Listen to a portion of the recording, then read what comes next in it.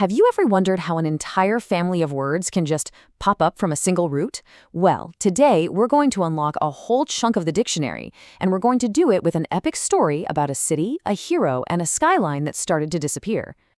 Okay, so here's our magical key. It's the Latin root urb, and it just means city. That's it. So from now on, whenever you see these three letters together, I want you to picture a huge, sprawling metropolis. This one little key is about to open up a whole new world of words for us. To really see this key in action, we're going to jump into the world of Metropolis. Let's start right where all the action is, in its glittering, super modern center. So deep in this bustling urban sector, we meet our first character, Lord Stirling. He is a true urbanite, a city person through and through. He believed that if you live in a city, your manners should be as polished and cool as the glass towers all around you. In other words, he was incredibly urbane. See, urbane is more than just a fancy word for polite. It directly connects the idea of the city with this smooth, suave personality. It's like the attitude of the whole metropolis, all wrapped up in a single word. But now, let's head to the outskirts to meet our hero, Pip.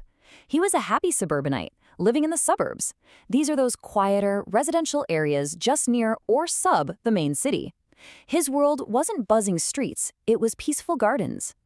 But you know how these stories go. That peaceful balance between the city and the quiet lands around it?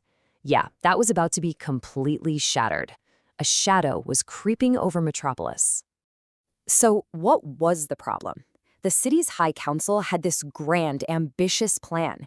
They wanted to urbanize the Whispering Wilds. They wanted to expand, to literally make more city right where nature had been living peacefully for centuries. And this aggressive plan, it threw everything out of balance. It unleashed this horrible curse called the Stone-Blight. It started turning everything to cold, hard concrete, and it was spreading fast, even to the wealthy exurbs, those districts out of or way beyond the regular suburbs. Pip saw this disaster unfolding and knew he had to do something. He raced into the city center and shouted that the answer wasn't just to be city people, to be urbanites. They had to find a balance. They had to bring the green back into the heart of the city. And you know what? He did it. Pip saved the day. Now that his quest is complete, his whole journey gives us the perfect math to break down all the secrets of the URB word family. All right, first up on our blueprint, let's zoom in on the three main locations we heard about in our story. This is so cool. You can think of these prefixes like GPS for words. Urban is our starting point, the center. The prefix sub means near, which gives us suburb. And X means out of or beyond, which gives us exurb. So you end up with three clear zones, right? You have the urban core, then the suburbs surrounding it, and then the exurbs even farther out. It's a pretty simple map once you see it laid out. Okay, we've got the places down. Now let's talk about the people who actually live there.